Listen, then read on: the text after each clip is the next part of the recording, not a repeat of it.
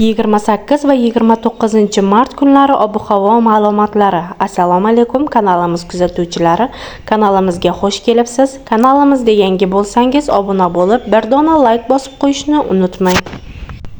Xorazm va Qoraqalpog'iston Respublikasida havo o'zgaruvchan bo'ladi. Ba'zi joylarda qisqa muddatli yomg'ir yog'ishi, momaqaldiroq bo'lishi mumkin. Shamol g'arbdan 7-12 metr/sekund tezlikda esadi. Harorat kechasi 10-15 daraja iliq, kunduzi 29 martda 20-25 daraja iliq bo'ladi.